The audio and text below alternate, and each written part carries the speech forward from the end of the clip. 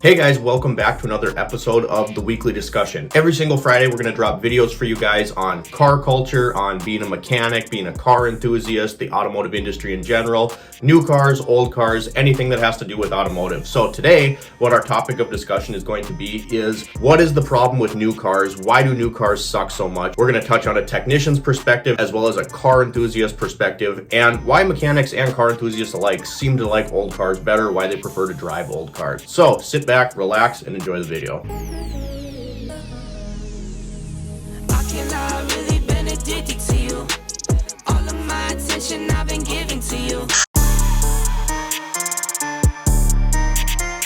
All right, so we got a lot of different points of perspectives to look at here today, really. And the very first thing that I wanted to discuss was the astronomical price of new cars. Now, this can dive into politics and all sorts of other stuff with the economy. And I don't want to go there necessarily because despite the price of cars right now, this has been going on for years and it is absolutely insane. So the price of a brand new car, the moment you drive it off the lot, it's going to drop in value like 20%. It loses like almost a quarter of its value just when you drive off the lot. And to me personally, that's not something I want to deal with. I think that's stupid. So I don't think, unless something crazy comes out that's super limited production and I was able to afford it at the time, I'd never recommend buying a new car. Not only are the prices absolutely crazy, but let's think of something like a pickup, because I think a common half-ton pickup, that is the vehicle that has suffered the most here. You look at a brand new half-ton pickup and most of them now are quad cabs, most of them have a whole bunch of awesome features, but they're 50 grand and up? I've said this before, but I paid $1,200 for my F-150. It's a 2000 and I've put about 65,000 miles on it since I've had it. 65,000 miles on a truck I paid $1,200 for. Hasn't given me any issues at all. And I can use it as a pickup. You see here, I'm not afraid to do truck things with this truck because it's not that nice. It's still presentable, but it's nothing that I'm afraid, I wouldn't want to spend 50 grand on a brand new truck and then have to worry about doing stuff like this. I would never do this in a brand new truck. And of course, you can look at different things like inflation. And yes, new cars have always been pretty expensive, but it is absolutely ridiculous now for what you get. I don't understand, even right now with used car prices being absolutely insane. That same pickup we were just talking about, I could get almost $4,000 for it right now. Like I said, it's beat up. It's got almost 300,000 miles on it. The prices are nuts. But if we talk as a whole here, not if we talk about what's happened now in the last couple of years with car prices, but it's always been more cost effective to go buy a used car. And I don't understand why more people don't do it. And as far as car dealerships go, they make their money selling used cars. They don't make their money selling new cars. Used cars is where their bread and butter is. So everybody kind of wins when you buy a used car. And I understand a lot of people don't do their research or they just quite frankly don't know a lot about cars. But used cars, it's going to save you this astronomical amount of money. And the reason why a lot of mechanics drive old cars is because they're easier to fix. Cars have absolutely 100%, in my opinion, got overcomplicated. You look at some of these repairs, and back in the 70s, 80s, you weren't doing this kind of thing. You could pull a motor out of a truck, drop a transmission, whatever, in a number of hours. Now, you're disassembling half the goddamn car to do it just because of the way the technology has developed. Just as an example, when I worked at the Toyota dealership and all this radar cruise control started coming out, I remember trying to recalibrate a radar cruise control system after it had been to the body shop. So then all these cameras, all these sensors, you gotta calibrate them again. I had a little mirror on a stick and it took me 4 hours because sometimes this technology is super finicky. You were 56.5 inches away from the vehicle and you need to be 57 inches away from the vehicle. Or there's another car too close, so the radar sensor is sensing that vehicle, the metal on that. It's just a whole mess. So there's just all this stuff to fix. And as far as, a mechanic is concerned, it makes my job harder. And a lot of people would think oh, that's gotta be great, right? Because it keeps you in business. Because people need mechanics to fix their cars because they're getting so complicated. They don't know how to fix them. They don't know everything that's going on. It's not like in the 70s and 80s, even early 90s. It's not like that anymore. So you need me, but all of a sudden I need thousands of dollars of equipment and tools to do my job, and I can't work on cars just out of my toolbox. I need a new scan tool. I need a butcher knife. I need all this stuff to get it done. Okay, maybe not like that, but you get my drift. It's not uncommon. If you want to work on modern cars, anything from 2010, I would say, on up, you're going to need a $5,000 scan tool. Now for these radar cruise things, all this garbage that keeps getting added to cars, yeah, they're cool features, but imagine this. Think about this for a minute. 20 years down the road, when these brand new cars with their radar cruise, with their lane assist, with all of this junk and garbage massaging seats on it, imagine when these are 20 years old and they're starting to break like the early 2000s, late 90s cars that we're driving now.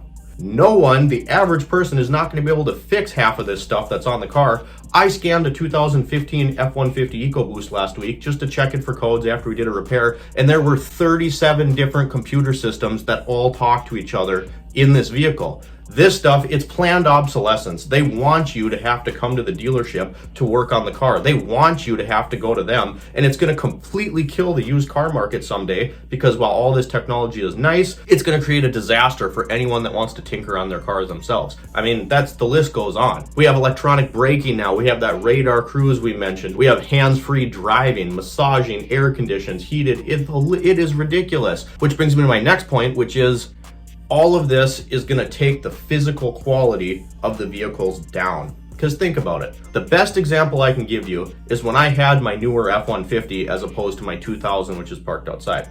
I noticed something really weird.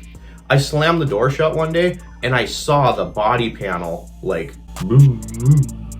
right? It moved, it wiggled because, and this is pre-aluminum body style, but the steel was that much thinner, and there's only one reason for it. Think about it. My old F-150 that's outside, love the thing, runs great, and yeah, it doesn't have all the creature comforts. Personally, I really don't care. It would be nice to have them, but I really don't give a shit. So anyway, back to this newer F-150. The only reason the door would do that is because the metal is thinner, right? They have to do that because if you're going to have your air-conditioned seats, if you're going to have your massaging seats, you're going to have your bird's eye optic view, you're going to have backup cameras, radar cruise, all this crap, you're going to have to cheapen up other parts of the vehicle. And we already said, new cars, the prices are insane. They're absolutely insane.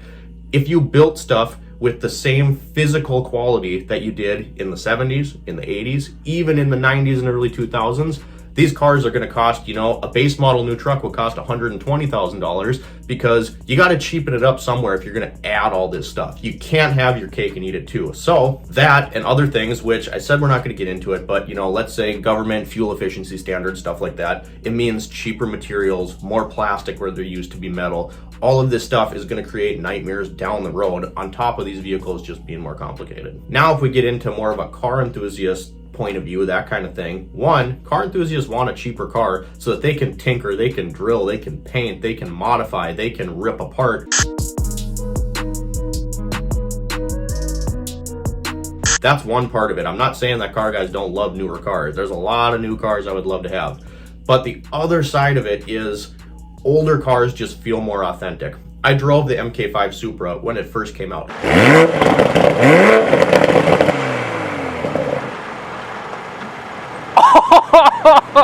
And it was a phenomenal car. I absolutely loved the car, but things like the fact that it wasn't available with a manual transmission. Some of these things, the Civic Type R, I love the Civic Type R, and I drove it back to back against my Celica, and Honda's kind of in a league of its own because the shifter feel is super nice. Honda's been in the car enthusiast side of things for a really long time, so that car was nice, but you look at things like my buddy Corey's old Fiesta ST, there were literally mods for that car to put fake engine noise into the car. The EcoBoost Mustang had the same thing. There's a mode where speakers will actually make fake engine noise. We don't want all this crap. Electronic steering, all of this stuff just makes new cars feel more dead. And that is not what the car enthusiast is about. So I think a lot of times real hardcore car enthusiasts are going to gravitate towards the older stuff that feels more authentic. It feels more raw. It feels more like a part of you than something that has all these artificial aids that are helping you drive the car, essentially. One more point I wanted to make that kind of ties into the planned obsolescence and the overcomplication of modern cars is all of these fake claims, fake websites, and biased opinions coming out on social media and news outlets. JD Power and Associates, all their stupid Chevy commercials. We have Kelley Blue Book that used to be a really, really good, reliable website that's now owned by the car companies, so I wouldn't trust anything on there. I mean, you can still use it just to get a ballpark idea, but it's not the same Kelley Blue Book that it used to be. And you have commercials that absolutely are just hilarious. I mean, these companies are making up awards for themselves, essentially, just to market and sell cars to people that don't do their research. The 2022 Dodge Ram 1500, voted most reliable pickup on the road. Ram. I mean, seriously, you guys, this is ridiculous. Voted most reliable truck by who? And no shit, it should be reliable. It's brand new. How do we have a reliability award and say it's voted the most reliable truck when the damn thing is brand new? And now I picked on Dodge there, but all of the companies do it. Ford does it, Chevy does it really bad, Dodge does it. These companies make these false claims to get people who don't really understand cars. It's a marketing ploy. All of these awards, a lot of these websites, they've all lost their credibility because they're talking about brand new cars. And if you use your brain and have half an ounce of sense, you would know Dodge saying that their brand new pickup is the most reliable truck on the road.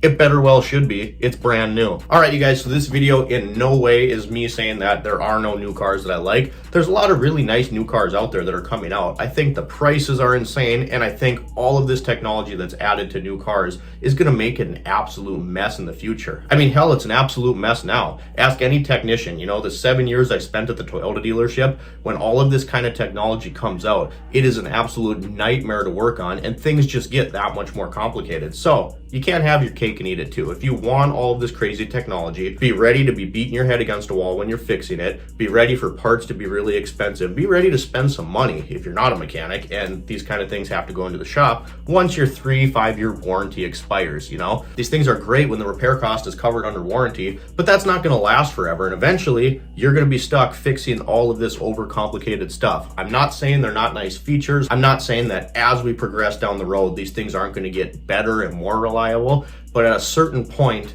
this is a vehicle, you guys. It's a vehicle, you know? It's supposed to get you somewhere. It's not supposed to be something that you live in. I don't know why you would ever use hands-free driving. If I'm driving the car, I saw a lot of electronic failures at my time at Toyota with a lot of this new fancy stuff. You really think I want to take my hands off the wheel and let a vehicle drive for me? So this is just my opinion and perspective on why mechanics drive old cars, the problem with new cars, including pricing, all of the increased technology, planned obsolescence, and why car enthusiasts seem to like older cars too. So you guys, I hope you enjoyed today's weekly discussion video. As I said before, we're going to drop these every single Friday right here on the channel. I love bringing these videos to you guys. I hope you enjoy them too. Drop me a comment down below, like and subscribe if you have not already. Hit that bell notification so you're notified every time we upload a video. Thanks for watching, guys. We'll see you next time.